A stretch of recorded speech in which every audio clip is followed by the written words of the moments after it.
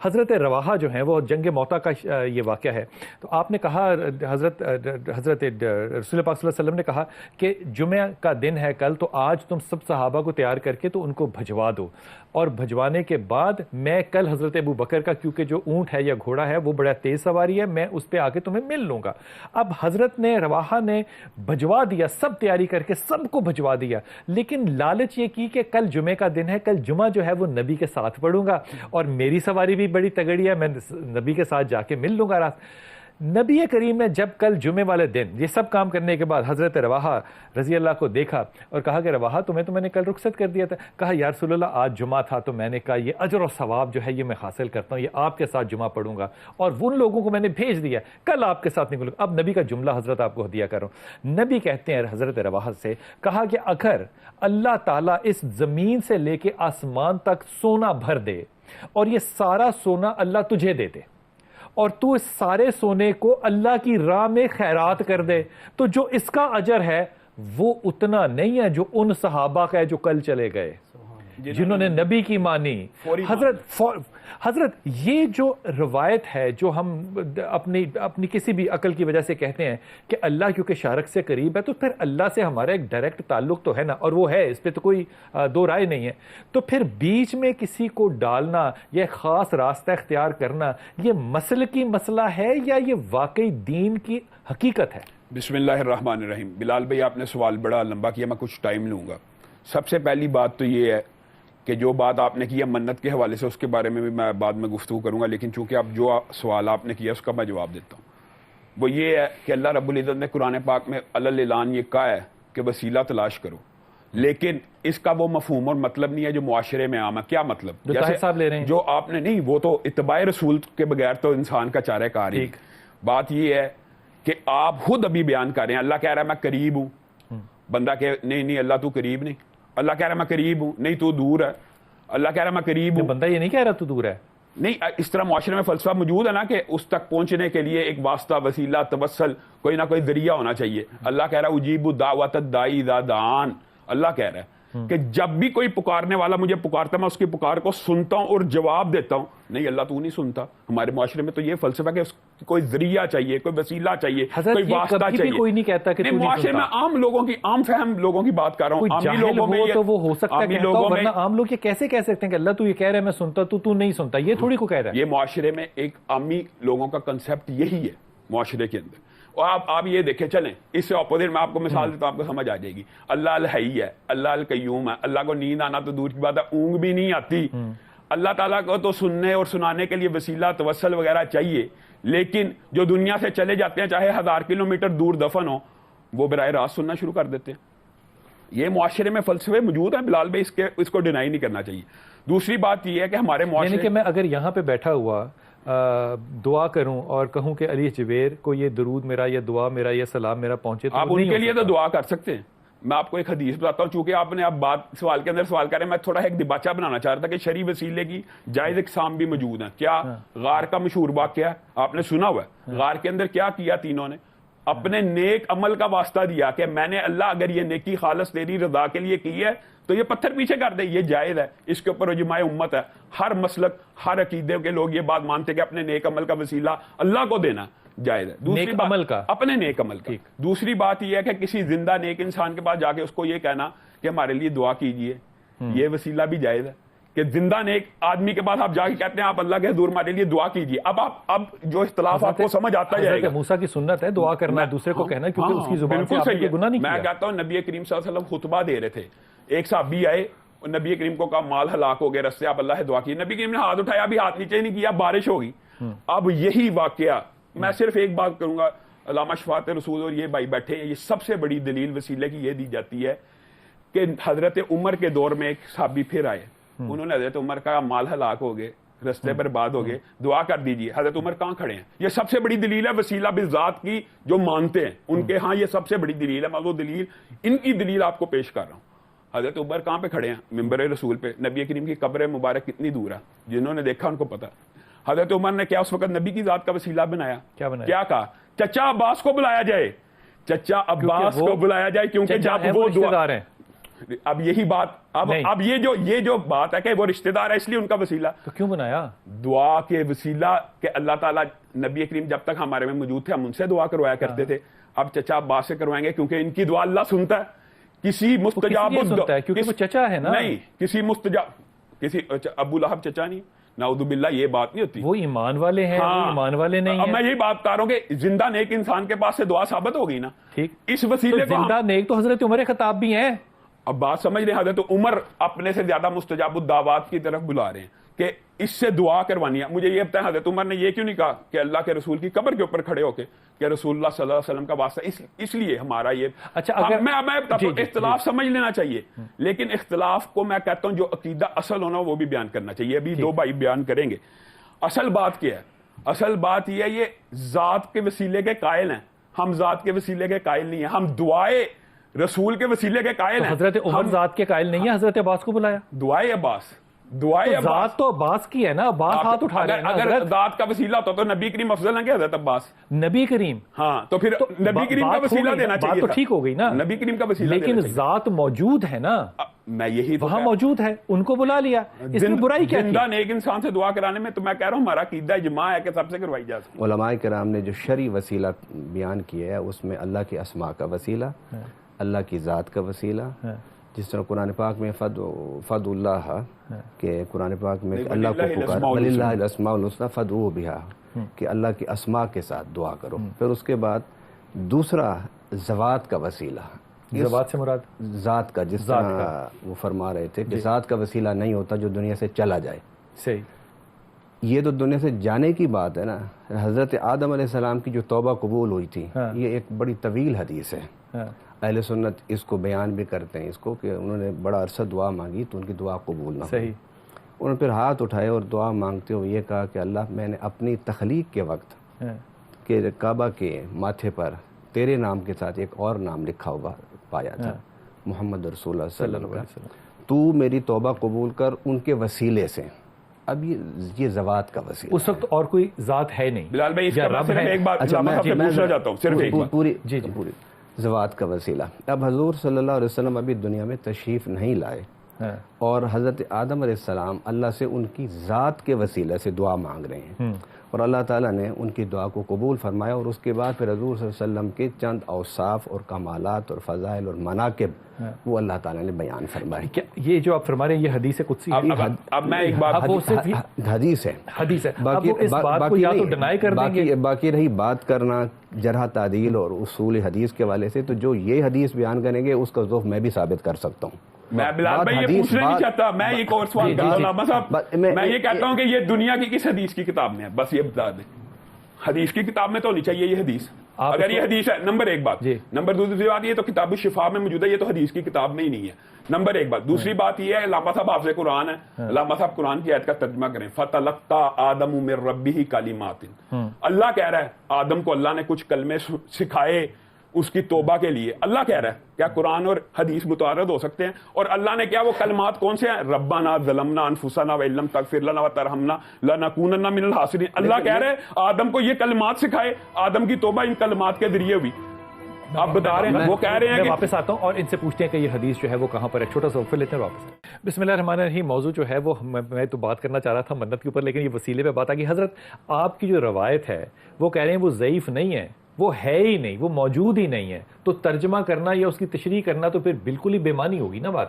میں نے اسے آج 8-10 کتابوں سے اس حدیث مبارک کو پڑھا ہے, اور بے شمار مستند علماء اور محدثین نے اس حدیث کو بیان کیا. اور حضرت آدم علیہ السلام کی توبہ کا جس جگہ بھی آپ کو ذکر ملے اس میں میں بڑے دعوے سے کہہ سکتا ہوں کہ آپ کو 70% کتابوں میں یہ حدیث ملے گی آپ کو. ایک بات میں ذرا اپنا موضوع پورا کر لوں. اب آپ دیکھیے کہ حضور صلی اللہ علیہ وسلم جب تشریف فرما تھے تو اس وقت ایک صحابی آیا, اس نے کہا حضور میرے لیے دعا فرمائیں بیماری کی شفا کے لیے یا آنکھوں کی شفا کے لیے. وہ اندھا جو آیا, یہ بخاری شریف ہے, یہ حدیث ہے. جی بالکل. اچھا, اب حضور صلی اللہ علیہ وسلم نے اس کو ایک طریقہ بتایا, تو اس میں واضح لفظ ہیں کہ وسیلہ نبی سے نبی رحمت کے وسیلے سے تم نے دعا مانگی, اللہ نے دعائے رسول. اچھا نہیں, خود بھی مانگی, خود بھی مانگی, حضور نے دعا مانگی, حضور نے دعا مانگی, اس کو بھی طریقہ بتایا کہ تم اس طریقے سے دعا مانگو. فرمایا جاؤ وضو کرو, وہ وضو کر کے آئے, حضور صلی اللہ علیہ وسلم کے پاس بیٹھے, انہوں نے پھر اس طریقے سے دعا مانگی تو اللہ تعالیٰ نے ان کو شفا. جو آپ فرما رہے ہیں کہ حضرت اس میں ہمارا کوئی اعتراض نہیں, نہ ہمارا اس سے اختلاف ہے, ہم دعائے رسول کے وسیلے کے قائل ہیں. اگلی حدیث میں نہیں, اس میں وسیلہ بھی ہے, دعائے رسول کے ساتھ ساتھ حضور صلی اللہ علیہ وسلم کے وسیلہ سے, حضور صلی اللہ علیہ وسلم کی موجودگی میں حضور صلی اللہ علیہ وسلم سے دعا کروا رہے ہیں. نہیں دعا بھی کرائیے, پھر دعا کے بعد پھر فرمایا کہ کہا کہ میرے وسیلے سے مانگو, اللہم انی اسألوک بوسیلۃ نبیک, وسیلۃ دعائے نبی, لیکن نبی کے وسیلے سے مانگو, وسیلے سے مانگی. اچھا وہ حضور نے نہیں مانگی دعا, اس شخص نے مانگی. حضور کا ذات کا وسیلہ, آپ ذات کے وسیلے کے تو آپ بھی قائل ہیں, دعائے ذات کے. اچھا میں بات پوری, دعا مانگی, اللہ نے ان کی آنکھیں تھی. اب حضرت عمر فاروق رضی اللہ تعالیٰ عنہ حضرت عباس رضی اللہ تعالیٰ عنہ کو بلا کے یہ کہا کہ اللہ ہم پہلے ہیں تیرے نبی کے وسیلے سے دعا مانگتے تھے, دعائے وسیلے کا لفظ نہیں ہے وہاں پر, تیرے نبی کے وسیلے سے دعا مانگتے تھے, اب ہم تیرے نبی کے چچا کے وسیلے سے دعا, اس میں بھی دعا مانگتے, دونوں میں دعا کا لفظ آپ خود بیان کر رہے ہیں, دعا مانگتے ہیں, نہیں 10 سالوں کا مانگتے ہیں ہم, دعا کا لفظ نہیں ہے کے وسیلے سے. اچھا نہیں, نبی موجود ہے وہاں, حضرت عباس اب یہاں سے واضح ہوا کہ رسول اللہ صلی اللہ علیہ وسلم کے چلے جانے کے بعد رسول اللہ کا وسیلہ حضرت عمر نے نہیں دیا. نہیں میں بتاتا ہوں, اب آپ صلی اللہ علیہ وسلم کے بعد حضرت عباس کا وسیلہ, اور وسیلہ ہے, ہم سوال مانگتے ہیں تو اسے ان کے وسیلہ سے, آپ اس کو دعا کہہ دیں یا سوال کہہ دیں. میں یہ کہتا ہوں حضرت عمر فاروق رضی اللہ تعالیٰ عنہ نے حضور صلی اللہ علیہ وسلم کے تشریف لے جانے کے بعد حضرت عباس کے ذات کے وسیلہ سے دعا کرتے ہوئے اس بات کی وضاحت کر دی کہ صرف ذات نبی کا وسیلہ نہیں پیش کیا جا سکتا, بلکہ نبی کے علاوہ جو نیک شخصیات ہیں, صحابہ ہیں, اہل بیت ہیں, اولیاء کرام ہیں, ان کے وسیلے کی ذات سے بھی تم دعا کر سکتے ہو. تیسری بات اصول مرتب ہو گیا, یہ اصول نفی نہیں ہے, یا تو مجھے نفی دکھا دیں اس حدیث میں, نفی واضح ہے کہ زندہ سے کروائی جائے, نہیں زندہ کی لفظ بھی نہیں ہے اس میں, حضرت عباس تو زندہ تھے, نہیں میں یہ نہیں تو وسیلہ تو نبی کا اولا ہے, نبی کریم سے افضل تو عباس بھی نہ ہو سکتے. عرض کرتا ہوں, حضور صلی اللہ علیہ وسلم جب دنیا سے تشریف لے گئے تو صحابی آئے, انہوں نے کہا کہ حضور کہاں جلوہ کریں, انہوں نے کہا حضور تو دنیا سے تشریف لے گئے, تو وہ آ کے حضور کی قبر انور پر رونے لگ گیا اور بڑی دیر روتا رہا اور کہا حضور میں نے اپنے اوپر ظلم کیا تھا, تو میں اس کی گناہ کی بخشش کے لیے آپ کے پاس آیا ہوں, کیونکہ قرآن نے کہا ہے وَلَوْ أَنَّهُمْ إِذْ ظَلَمُوا أَنفُسَهُمْ جَاءُوكَ, کہ جب تم اپنی جانوں پر ظلم کر بیٹھو تو میرے نبی کے پاس آ جاؤ. تو آؤ گے یہاں پر, تو اگلی پھر آیت ہے, اب وہ آ کے وہاں بیٹھے رہے اور یہ آیت کب پڑھتے رہے. تھوڑی دیر کے بعد وہ اٹھ کے جانے لگے, تو احادیث میں ہے کہ وَنُودِيَ مِنْ قَبْرِ رسول صلی اللہ علیہ وسلم أَنَّهُ قَدْ غُفِرَ لَكَ, کہ حضور صلی اللہ علیہ وسلم کی قبر انور سے آواز آئی, فرمایا میری قبر پر آنے والے مایوس نہ جا, اللہ نے تیرے گناہ بخش دیے ہیں. یہ حضور صلی اللہ علیہ وسلم کے دنیا سے جانے کے بعد. اب اگر تو اس حدیث کو مانیں گے, حدیث تو بعد بنے گی, ورنہ وہ حدیث کو کہیں گے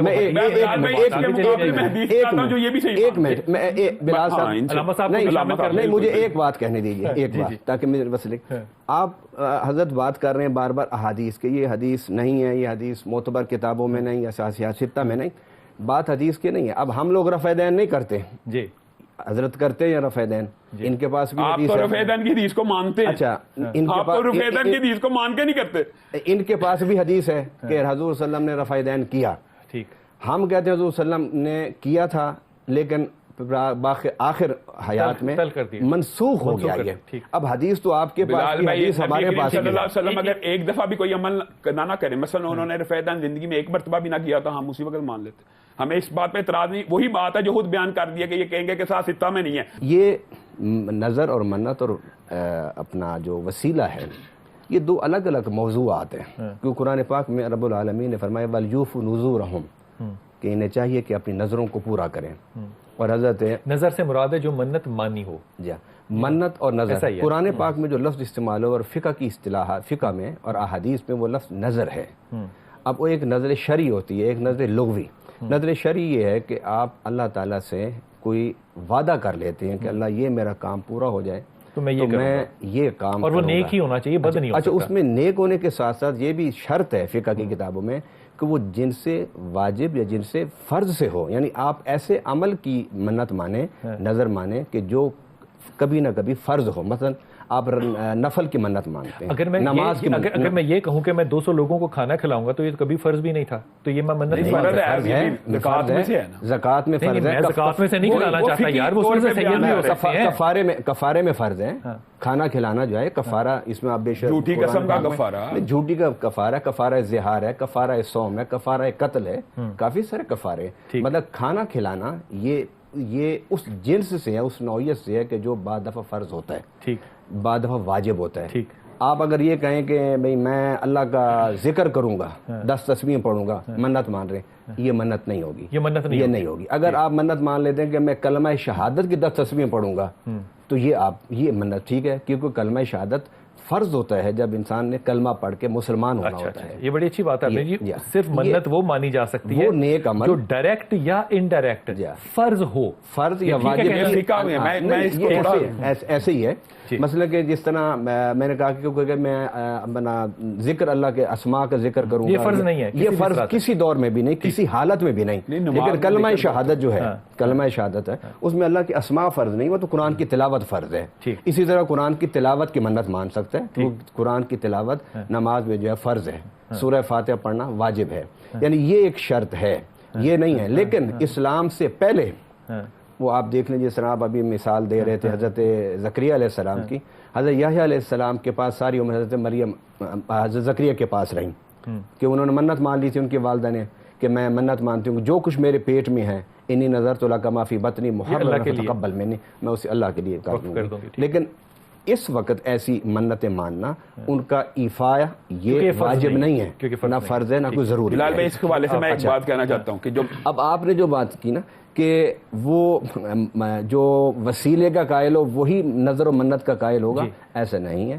کہ وسیلہ ایک الگ موضوع ہے, نظر اور منت الگ موضوع. نظر کے حوالے سے نا بخاری شریف کے اندر, مسلم شریف کے اندر جو پہلی حدیث جس کی طرف یہ جو بات جس کی طرف اشارہ کر رہے ہیں نا کہ واجبات میں سے ہو عدم واجبات, اصل میں بات یہ ہے کہ اس کے اوپر اجماع ہے کہ یہ جو حدیث حضرت عبداللہ ابن عمر کی موجود ہے نا کہ نبی کریم صلی اللہ علیہ وسلم نے فرمایا کہ نظریں جو ہوتی ہیں وہ بخیل سے اس کا مال نکلوا لیتی ہیں, تقدیر نظر سے نہیں ٹلتی.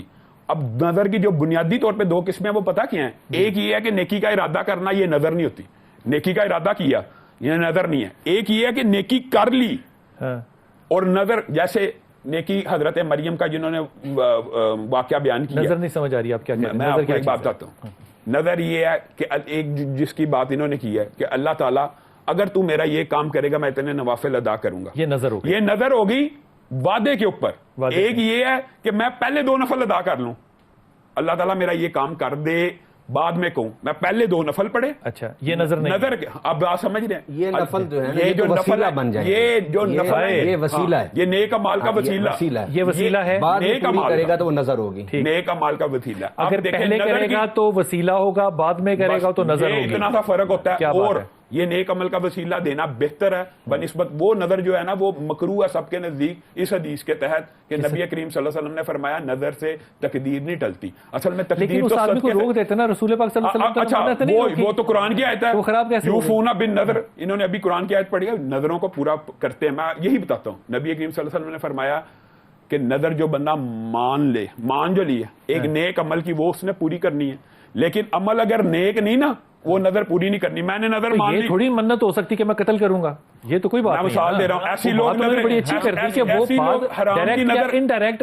فرض ہو, حرام کی نظر منظور نہیں. جیسے آپ نے ابتدا کیا پروگرام سے کہ ایک ٹانگ پہ کھڑا ہونا, ایک ٹانگ پہ کھڑا نہیں ہونا چاہیے مکمل, اس کی جگہ کیا کرنا چاہیے. نبی نے کہا آسانی کرو, سائے میں بھی آ جاؤ اور یہاں پہ آ کے کھڑے ہو جاؤ. تو بات نبی کی سنت کی ہوئی نا, نظر پوری کرنی ہے لیکن غیر شرعی نظر پوری نہیں کرنی. یہ حدیث ہے کہ ایک بندے نے بوانا کے اوپر, تو فرض کیا ہے کہ انہوں نے تو شریعت کا سارا انبار لے لیا نا, بس یہ پیراڈائم ہے کیونکہ وہ فرض ہے ڈائریکٹ یا انڈائریکٹ. اب ایسی نظر بھی لوگ مان لیتے ہیں لیٹس سپوز باتوں میں کہ میں کبھی پیاز کھا کے مسجد نہیں جاؤں گا, یہ اپنے اوپر تکلیف دینے والی ایسی نظر جو انسان کو تکلیف میں مبتلا کرے, یہ فرض نہیں ہے نا, وہ تو بات ہی ساتھ ہے. یہ فرض ہے, پیاز نہ کھا کے مسجد میں جانا فرض ہے, پیاز نہ کھا کے مسجد میں جانا فرض ہے. لیکن انسان کہہ لے یعنی مکروہ ہے نا مسجد میں پیاز کھا کے جانا, منع فرمایا, تو اس لیے انسان یہ نظر مانگ لے تو یہ ایسی تکلیف ہے, اس کے بدلے میں کیا کرنا چاہیے, 10 مسکینوں کو کھانا کھلانا چاہیے. اور ویسے وہی حدیث ہے کہ جو تقدیر ہے وہ دعا سے ٹلتی ہے, تقدیر صدقے سے ٹلتی ہے, تقدیر نظر سے نہیں ٹلتی.